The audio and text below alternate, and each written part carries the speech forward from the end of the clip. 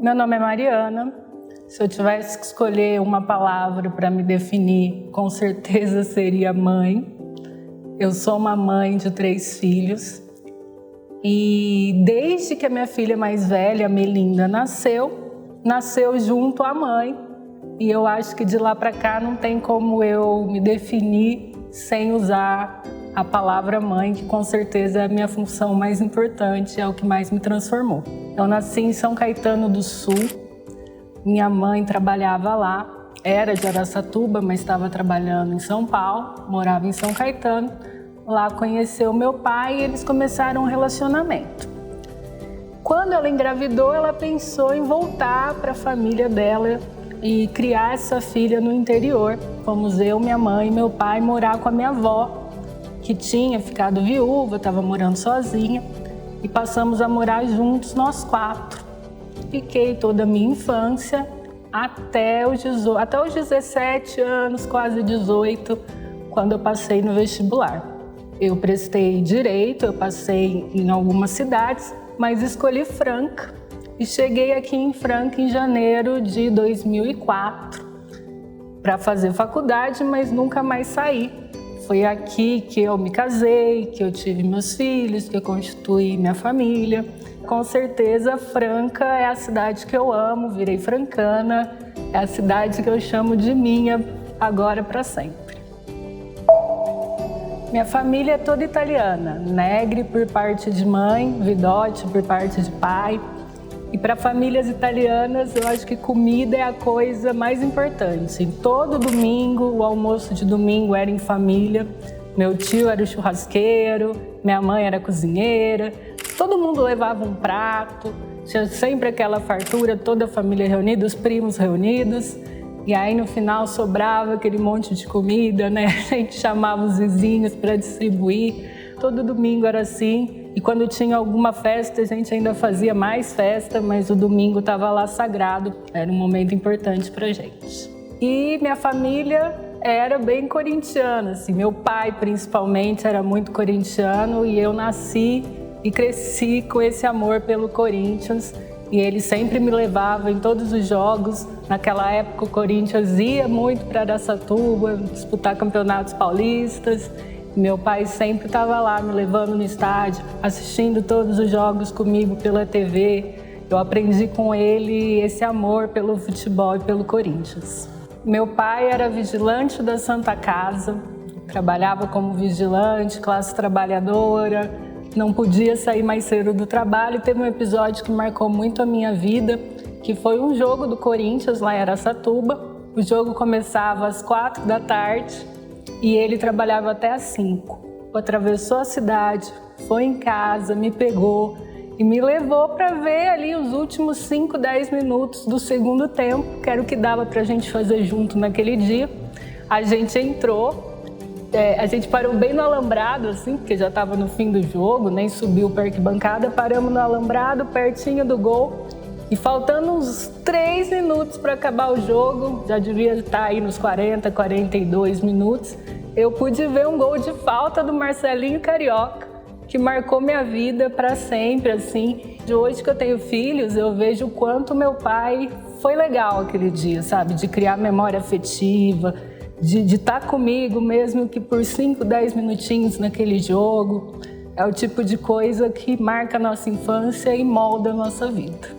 Quando eu tinha uns 12 anos, por aí, eu não consigo saber muito bem a data, eu escrevi um livro sobre a história do Corinthians. Naquela época, né, sem computador, sem internet, o livro é todo batido à máquina.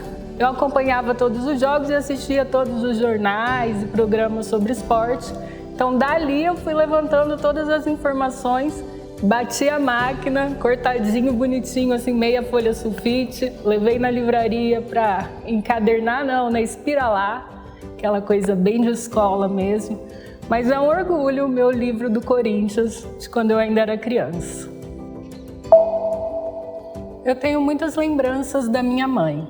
Meu pai, ele faleceu muito cedo, com apenas 46 anos. E minha mãe continuou sozinha, me criando sozinha, firmona, e mostrou muita coragem para mim. 10 anos depois, infelizmente, ela faleceu. Eu estava no 3º ano de faculdade, foi um momento bem difícil, porque ela era tudo para mim, né? E o que eu aprendi com ela, principalmente, eu acho que é amar. Amar as pessoas, amar a vida. Minha mãe amava muito. E ela demonstrava isso principalmente pela comida e pelo cuidado com as pessoas. Ela cozinhava muito bem, cozinhava para todo mundo. E além disso, ela era técnica de enfermagem. Então, ela cuidava do bairro, da saúde do bairro ali. Antigamente, né, uns 30 anos atrás, as casas ficavam abertas, as pessoas entravam, saíam, o portão ficava aberto. Então, sempre era um entra e sai de gente a minha infância inteira. E era ali que as pessoas iam lá ou para conversar com a minha avó, ou para conversar com a minha mãe, ou para pedir para minha mãe medir a pressão. Mas minha casa funcionava muito ali como um lugar de acolhimento das pessoas, um lugar de cuidados básicos ali das pessoas. Foi uma infância muito legal junto com o bairro ali, com os amigos do bairro. Italiano geralmente é católico e com a minha família não foi diferente. Fui criada sobre as tradições ali do cristianismo, fui batizada, fui crismada, fiz catecismo, fiz todas essas etapas. E eu aprendi muito com os meus pais sobre a fé, sobre fazer o bem, que eu acho que importa muito a gente amar, a gente fazer o bem. A religião e a fé, elas significam muito isso para mim. O amor, o bem, a paz, viver em comunidade. Eu gosto muito das festas, né? As festas juninas, festa da Querupita, festa de São Genaro, todas essas festas religiosas, viver em comunidade. Comemorar junto dos nossos, né, e fazer o bem ao mesmo tempo, eu acredito muito nisso. Eu estudei o ensino fundamental em escola pública. No ensino médio, eu tive bolsa de estudos, eu sempre estudei muito e durante o ensino fundamental eu prestava Olimpíadas de Matemática, Olimpíadas de Física. E aí, por conta disso, eu consegui uma bolsa de estudos no ensino médio, onde eu fui, de fato, me preparar para o vestibular. Tive a oportunidade de ser aprovada em algumas universidades públicas. Na ocasião, eu escolhi Franca, eu vim fazer Direito na Unesp aqui em Franca. E foi uma grande oportunidade porque eu não tinha condições. Eu fui aproveitando as oportunidades e, felizmente, consegui concluir a graduação em Direito.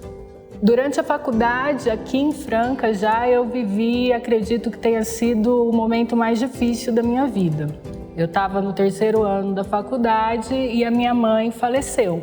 Meu pai já era falecido, então naquele momento era apenas eu, minha mãe e minha avó. Eu não tenho irmãos e eu estava sozinha. Minha mãe faleceu e eu não tinha mais ninguém próximo, assim, de quem eu para quem eu pudesse contar, que eu pudesse contar, inclusive financeiramente. Então foi um momento muito difícil, foi mais ou menos no meio do ano. E a Unesp foi fundamental naquele momento na minha vida, porque eu poderia ter desistido, porque eu não tinha mais nada, né? Ninguém com quem contar, nenhum dinheiro para sobreviver. Mas com os meus amigos aqui de Franca e com a estrutura que a Unesp me proporcionou, e eu que já dava aula, eu era professora de Física no cursinho da Unesp e dava algumas aulas particulares, em alguns cursinhos particulares, mas muito ainda de forma eventual. Naquele momento, conversando com o pessoal da Unesp, eu consegui reestruturar a minha vida, consegui pegar bastante aulas para que eu pudesse viver daquele dinheiro. Então eu consegui me manter com uma estrutura psicológica e financeira com a ajuda dos amigos e da universidade aqui de Franca.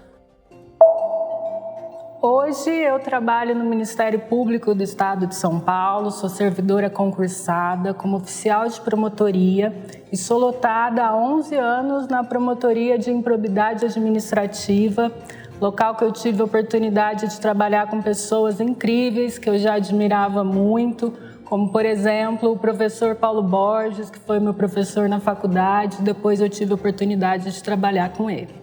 Eu trabalho na área de improbidade administrativa e eu adoro. Sempre gostei muito de trabalhar nessa área. E é uma área muito diferente das outras áreas cíveis do Ministério Público, né? Tem meio ambiente, infância e juventude, idosos, por exemplo. Improbidade é muito específico. Eu trabalho diretamente com os políticos, com os advogados dos políticos, com a administração pública, e muito disso norteia a política agora que eu me proponho a ser. Todo esse viés das políticas públicas pelo olhar da legalidade, dos princípios administrativos, eles são muito caros, muito fortes para mim, e eu acho que ele deve estar muito bem definido na cabeça de um governante. E esse é o meu grande diferencial. Algumas práticas que acabaram sendo naturalizadas na política não fazem parte do meu jeito de agir. E eu trago isso muito do meu trabalho. A coisa pública, a moralidade, no sentido ético, no sentido do devido processo legal, norteiam o meu modo de fazer política. Eu sempre gostei de política e estive envolvida desde muito cedo. Na escola eu participava dos grêmios estudantis, organizava festas juninas, festas da escola, sempre ali na militância estudantil. E no comecinho do ensino médio tinha uma professora de história na escola que eu estudava, não era minha professora, mas estava lá na escola, que era a dona Durvalina, que era vereadora pelo PT lá em Araçatuba. E a gente achava ela o máximo, ela era nossa ídola, ela era uma estrela. E ela foi muito acolhedora, nos levou para o diretório do PT lá em Araçatuba. Era a primeira eleição que o Lula foi eleito, em 2001, 2002, a eleição foi em 2002. Então eu e minhas amigas de sala, a gente viveu todo esse momento da eleição do Lula, a primeira vez que ele foi eleito. Inclusive, a foto que eu tenho com o Lula ainda adolescente, com espinhas na cara, foi nessa oportunidade, quando ele esteve em Araçatuba, para a campanha, né, dele, de 2002. Então, foi uma experiência que marcou muito a minha vida na política. E nessa eleição de 2002, eu e minhas amigas, que ainda nem éramos filiadas no partido, a gente queria participar de tudo. Nós trabalhamos de fiscais nessa eleição. Eu fui fiscal na escola em frente à minha casa e a minha mãe morrendo de preocupação, né? Ela achando tudo aquilo muito maluco. E durante a minha fiscalização, eu vi uma mesária criticando o Lula naquele momento, né? Falou que onde já se viu votarmos em um analfabeto. E aí, nesse momento, eu acionei o Diretório Municipal do PT, que acionou a Justiça Eleitoral, e o juiz eleitoral foi para essa escola que eu estava com a polícia tirar essa mesária lá da eleição. E a minha mãe quase morreu, né? Porque de repente ela viu aquele monte de carro de polícia chegando na escola e todo mundo conversando comigo. Foi um momento engraçado até hoje, analisando, mas eu vejo que eu fiz ali exatamente o que um fiscal precisava fazer, coibir um erro eleitoral ali durante as eleições. Se eu pedir para você pensar num político famoso, uma pessoa pública, um político famoso, em quem você pensa? Provavelmente você pensou num homem branco. E isso diz muito sobre a nossa sociedade. Grande parte das nossas políticas públicas são pensadas e executadas por homens, mas são as mulheres, em sua esmagadora maioria, que têm as funções de cuidado. Por exemplo, recentemente eu estive numa atividade no Centro Comunitário do Leporás, ocasião que eu tive a oportunidade de conversar com diversas mulheres e ficou muito claro uma das principais dores da gente, especialmente das mães. Muitas mulheres relataram a dificuldade de não ter creche, nenhuma creche municipal que pegue, né, as crianças nos meses de férias, em julho, em dezembro, em janeiro. E isso é um motivo de muita preocupação para as mulheres, porque elas precisam trabalhar nesses meses. Nós não deixamos de trabalhar nos meses das férias escolares. E se a gente não tem uma rede de apoio, algum familiar, se a gente não pode pagar alguém para ficar com os nossos filhos ou pagar uma escola particular para deixar os filhos durante as férias, nós precisamos deixar de trabalhar. E isso afeta toda a sociedade e é uma dor simples de ser resolvida, mas que atravessa muito a vida das mulheres pela falta de governantes que pense com a nossa cabeça e veja as nossas dores. Outro assunto que as mulheres trouxeram muito nessa conversa foi o fato de nenhuma UBS ficar com consultas médicas no período noturno, né? Se estender um pouco mais durante a noite. E isso é uma dificuldade porque são as mulheres que majoritariamente levam seus filhos e também seus idosos, né, às consultas médicas. E as mulheres precisam deixar de ir ao trabalho durante o horário comercial para levar seus filhos e pais e avós numa UBS, por exemplo. E poucas conseguem fazer isso na realidade de cada uma. Sobra para a gente levar os filhos e os idosos no plantão quando já não tem mais jeito, né? Quando a criança está com febre alta, quando a criança já está evoluindo para sintomas mais graves, que aí a gente para tudo e leva até o plantão. E isso é péssimo, inclusive, para o SUS, inclusive se a gente pensar em saúde pública. Uma coisa simples, né? Se a gente pudesse ter UBSs com consulta de pediatria até 8, 9, 10 da noite, isso não aumenta os custos do município e isso faz com que as mulheres possam fazer o tratamento de rotina, o tratamento preventivo nos seus filhos, para que ele não precise chegar ao ponto de ir ao plantão, para que a gente não sobrecarregue o SUS lá na ponta, com coisa muito simples, com a gente estendendo um pouquinho o horário de atendimento. Por que isso nunca foi feito? Talvez porque a gente nunca teve uma mulher pensando as políticas públicas para a nossa cidade. Outra questão que afeta diretamente a vida das mulheres é a questão dos idosos. Franca tem envelhecido, nós temos a cada dia mais idosos e nós não temos uma cidade preparada para acolher esses idosos. Eu digo que afeta a vida das mulheres porque, de novo, nas funções de cuidado, são as mulheres que majoritariamente cuidam desses idosos.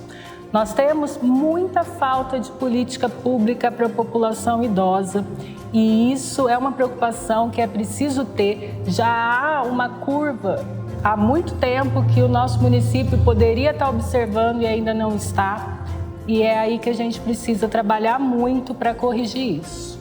Por exemplo, eu vi um núcleo de saúde da família que, com voluntariado, com a Flávia, nossa voluntária profissional de educação física, vai uma vez na semana fazer algumas atividades com os idosos lá que são atendidos naquele núcleo. E ela relata que a mudança foi incrível, assim, inclusive para a saúde mental desses idosos que, com uma tarde por semana de atividade física, conseguiram diminuir seus remédios para depressão e conseguiram melhorar seus índices de saúde, né, de colesterol, de diabetes. E é uma coisa tão simples que a gente precisa adotar para a população idosa para que elas tenham mais qualidade de vida. Logo após o nascimento da minha primeira filha, eu tive a alegria de ser convocada para o concurso, para o cargo de escriturária do concurso da Prefeitura de Franca. Foi uma alegria muito grande integrar o quadro de servidores do município, só que tinha um problema naquele momento. Eu fui nomeada quando a minha filha tinha só 3 meses de idade. Ela tinha acabado de completar 3 meses e ela só amamentava. Era a amamentação exclusiva que a gente fazia e que eu tinha muita vontade de levar adiante, pelo menos até os 6 meses de idade. Só que na Prefeitura de Franca eu fui lotada, nomeada no setor de tributação no Paço Municipal. Foi demais, né? Era perto da minha casa. Só que eu precisava amamentar. Eu precisava continuar tendo intervalos para poder alimentar a minha filha. A legislação garante 2 intervalos por dia, a prefeitura cumpriu a legislação, eu tinha um intervalo no meio da manhã e um intervalo no meio da tarde, além do intervalo de almoço. Só que não havia um local adequado para que eu pudesse amamentar minha filha. Meus sogros que ficavam com a bebê para eu poder ir trabalhar, eles levavam ela para mim lá na prefeitura no meio da manhã. Na hora do almoço eu ia para a casa deles e no meio da tarde eles voltavam com a bebê lá para a prefeitura. E não tinha um local confortável, separadinho, que eu pudesse ter privacidade para amamentar a minha bebê. Mas a gente foi tentando muitas coisas. A minha chefe da época teve muita boa vontade de tentar resolver, então nós tentamos vários locais. Eu amamentei na cantina da prefeitura, eu amamentei na copa da Câmara, que ainda ficava lá junto com o prédio da prefeitura municipal. Amamentei na sala que eu trabalhava, na mesa que eu trabalhava, até que eu desisti desses locais, porque sempre havia um desconforto, parece que você está incomodando, as pessoas ficavam olhando. Aí eu comecei a amamentar minha filha dentro do carro. Meus sogros paravam o carro embaixo de uma árvore, eu ia para a rua ali onde eles tinham parado e amamentava ela por uma meia hora ali dentro do carro. É uma coisa tão simples, né? A legislação garante os intervalos para amamentação e a gente precisava só de uma salinha com uma poltrona ou até mesmo uma cadeira, mas um lugar com privacidade.